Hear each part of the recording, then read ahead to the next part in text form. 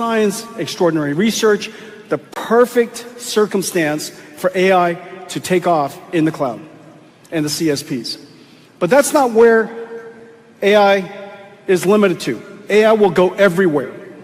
And we're going to talk about AI in a lot of different ways. And the cloud service providers, of course, they like our leading edge technology. They like the fact that we have full stack, because accelerated computing, as you know, as I was explaining earlier, is not about the chip. It's not even just the chip in the library, the programming model.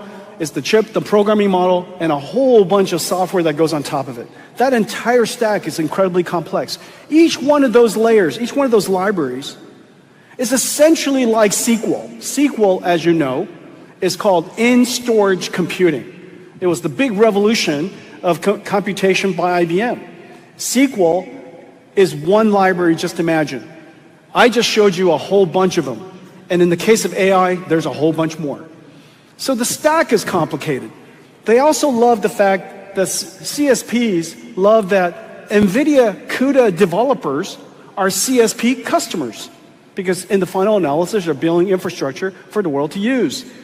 And so the rich developer ecosystem is really valued and really deeply appreciated. Well, now that we're going to take AI out to the rest of the world has different system configurations, operating environment differences, domain-specific library differences, usage differences. And so AI, as it translates to enterprise IT, as it translates to manufacturing, as it translates to robotics or self-driving cars, or even companies that are starting GPU clouds. There's a whole bunch of companies, maybe 20 of them, who started during the NVIDIA time. And what they do is just one thing. They host GPUs. They call themselves GPU clouds. And one of our great partners, CoreWeave, is in the process of going public, and we're super proud of them. And so GPU clouds, they have their own requirements. But one of the areas that I'm super excited about is edge. And today we announced today that Cisco, NVIDIA, T-Mobile, the largest telecommunications company in the world, Cerberus ODC, are going to build a full stack for radio networks here in the United States. And that's going to be the second stack. So that this current stack we're announcing today will put AI into the edge. Remember, $100 billion of the world's capital investments each year is in the radio networks and all of the data centers provisioning for communications. In the future, there is no question in my mind that's going to be accelerated computing infused with AI. AI will do a far, far better job adapting the radio signals, the massive MIMOs, to the changing environments and the traffic conditions. Of course it would. Of course we would use reinforcement learning to do that. Of course MIMO is essentially one giant radio robot. Of course it is. And so we will, of course, provide for those capabilities. Of course, AI could revolutionize communications. You know, when I call home, you don't have to say but that few words, because my wife knows where I work, what the condition's like. Conversation carries on from yesterday. She kind of remembers what I like, don't like. And oftentimes, just a few words, you communicated a whole bunch.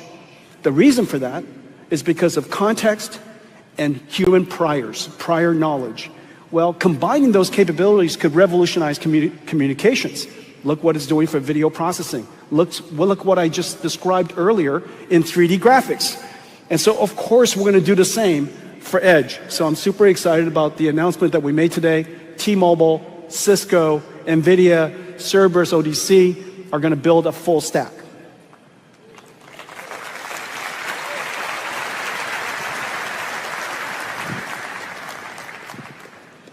Well, AI is going to go into every industry. That's just one. One of the earliest industries that AI went into was autonomous vehicles.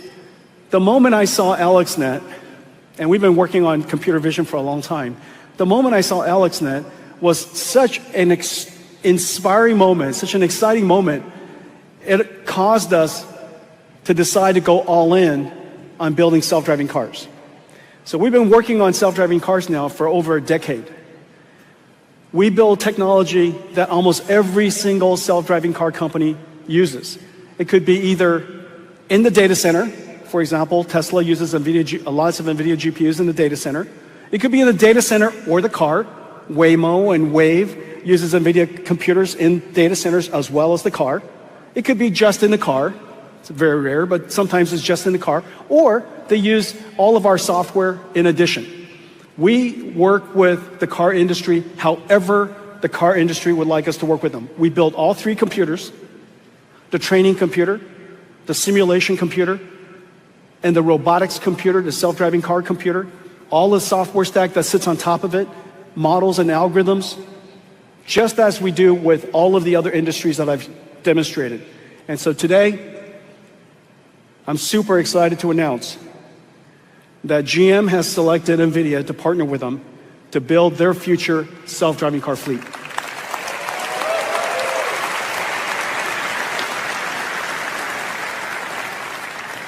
The time for autonomous vehicles has arrived, and we're looking forward to building with GM AI in all three areas. AI for manufacturing, so they can revolutionize the way they manufacture.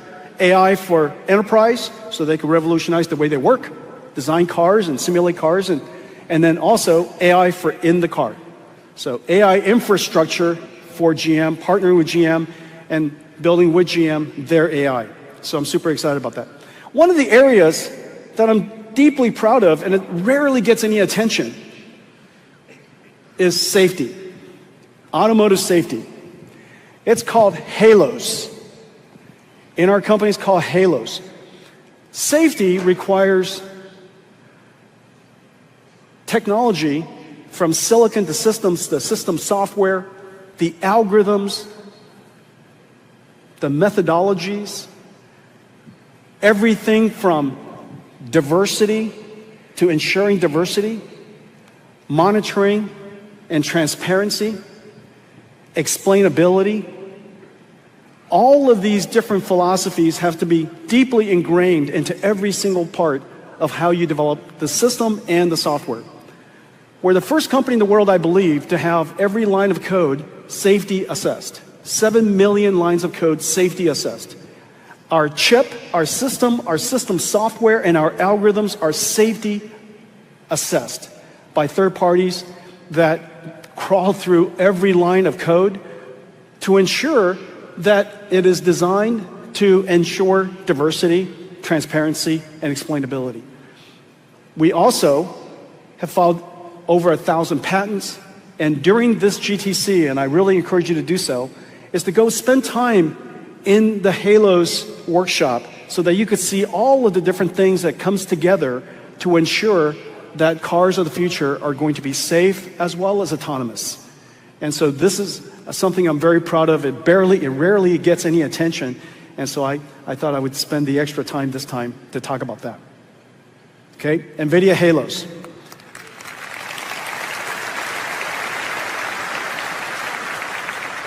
All of you have seen cars drive by themselves. The Waymo robo-taxis are incredible.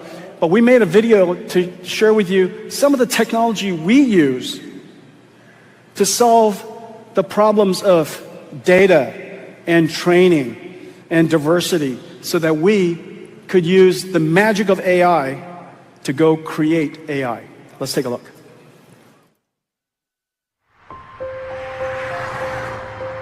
NVIDIA is accelerating AI development for AVs with Omniverse and Cosmos.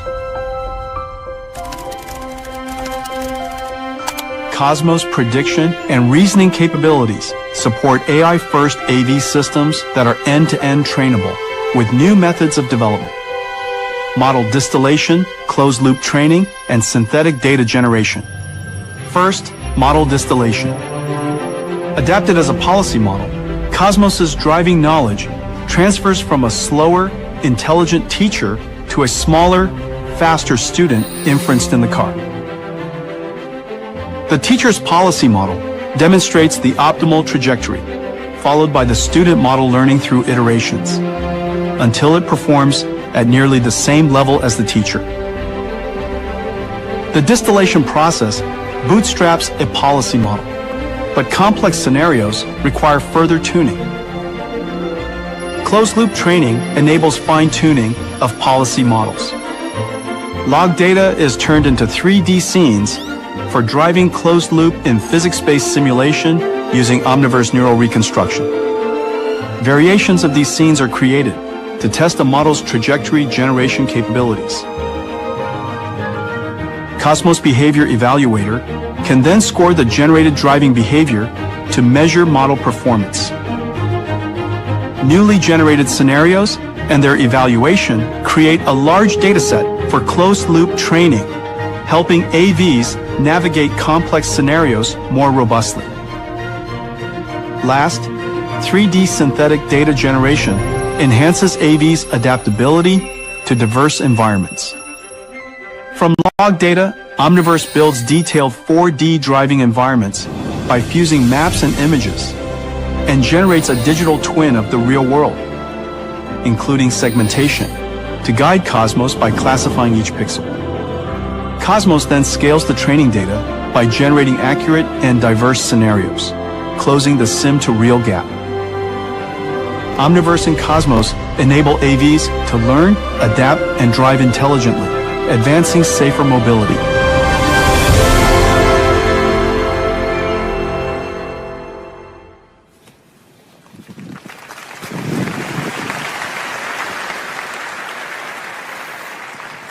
NVIDIA is the perfect company to do that. Gosh, that's our destiny. Use AI to recreate AI. The technology that we showed you there is very similar to the technology that you're enjoying to take you to a digital twin we call NVIDIA. All right, let's talk about data centers.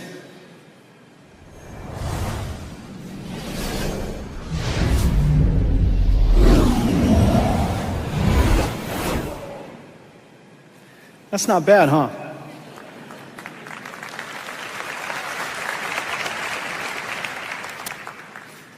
Gaussian splats, just in case.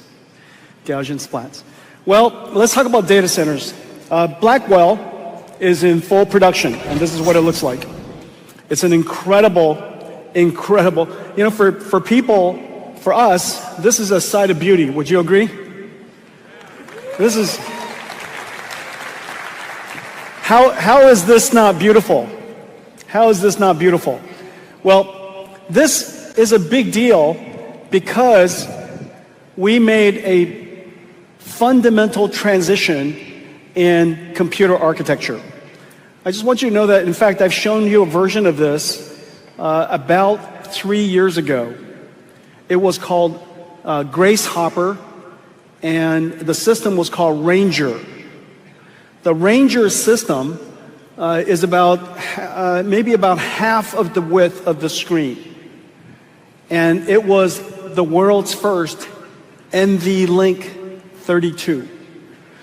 3 years ago, we showed Ranger working, and it was way too large, but it was exactly the right idea. We were trying to solve scale up. Distributed computing is about using a whole lot of different computers working together to solve a very large problem. But there's no replacement for scaling up before you scale out. Both are important, but you want to scale up first before you scale out. Well, scaling up is incredibly hard. There is no simple answer for it.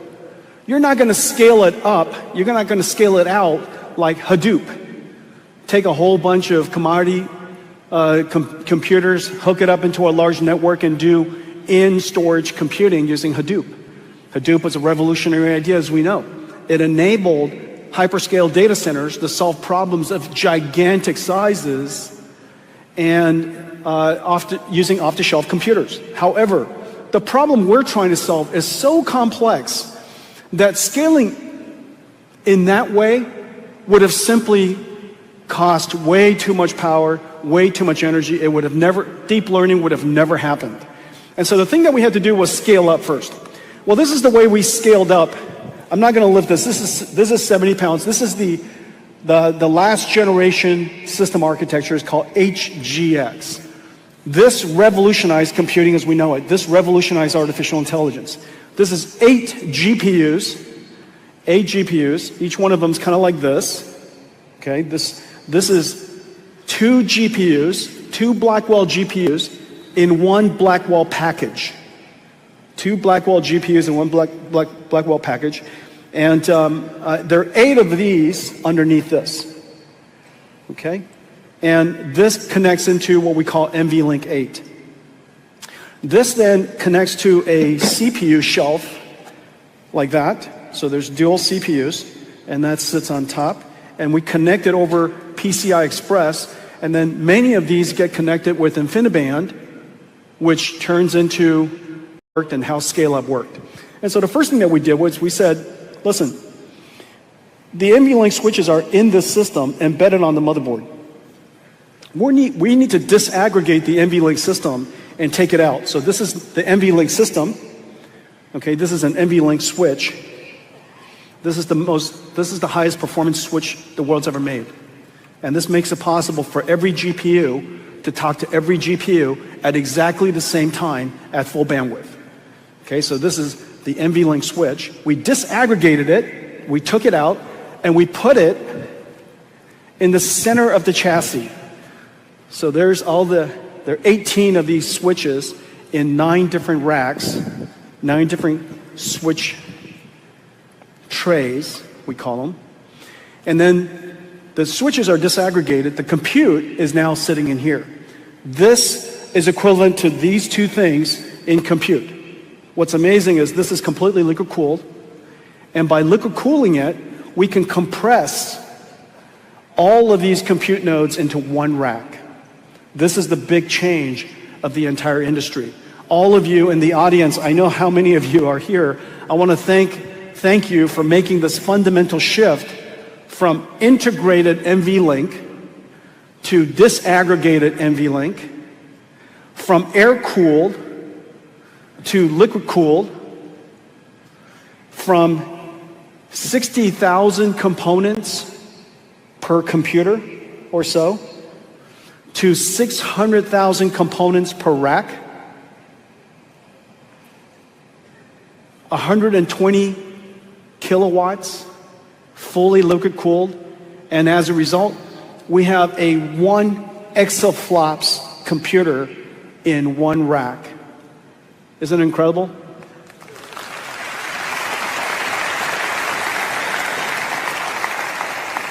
So this is the compute node. This is the compute node. Okay? And that now fits in one of these. Now 3,000 pounds, 5,000 cables, about 2 miles worth. Just an incredible electronics. 600,000 parts, I think that's like 20 cars. 20 cars worth of parts. And integrates into one supercomputer. Well, our goal is to do this. Our goal is to do scale up. And this is what it now looks like. We essentially wanted to build this chip. It's just that no reticle limits can do this. No process technology can do this. It's 130 trillion transistors. 20 trillion of it is used for computing. So it's not like you can't reasonably build this anytime soon. And so the way to solve this problem is to disaggregate it, as I've described, into the Grace Blackwell NVLink 72 rack. But as a result, we have done the ultimate scale-up. This is the most extreme scale-up the world has ever done.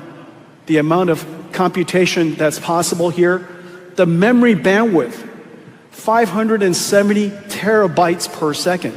Everything in this machine is now in T's. Everything's a trillion. And you have an exaflops, which is 1,000,000 trillion floating point operations per second. Well, the reason why we wanted to do this is to solve an extreme problem. And that extreme problem, a lot of people misunderstood to be easy. And in fact, it is the ultimate extreme computing problem, and it's called inference. And the reason for that is very simple. Inference is token generation by a factory, and a factory is revenue. This factory has to be built with extreme efficiency, with extreme performance, because everything about this factory directly affects your quality of service, your revenues, and your profitability. Let me show you how to read this chart, because we're going to come back to this a few more times. Basically, you have two axes. On the x-axis is the tokens per second. Whenever you put a prompt into ChatGPT, what comes out is tokens. Those tokens are reformulated into words. It's more than a token per word, okay? And they'll tokenize things like THE could be used for the, it could be used for them, it could be used for theory, it could be used for theatrics, it could be used for all kinds of, okay? And so THE is an example of a token. They reformulate these tokens to turn into words. Well, we've already established that if you want your AI to be smarter, you want to generate a whole bunch of tokens. Those tokens are reasoning tokens, consistency checking tokens, coming up with a whole bunch of ideas so they can select the best of those ideas tokens. And so those tokens, it might be second guessing itself. It might be, is this the best work you could do? And so it talks to itself just like we talk to ourselves. And so the more tokens you generate, the smarter your AI. But if you take too long to answer a question, the customer's not going to come back. This is no different than web search. There is a real limit to how long it can take before it comes back a smart answer. And so you have these two dimensions that you're fighting against. You're trying to generate a whole bunch of tokens, but you're trying to do it as quickly as possible. Therefore, your token rate matters. So you want your tokens per second for that one user to be as fast as possible. However, in computer sciences and factories, there's a fundamental tension between latency response time and throughput. And the reason is very simple.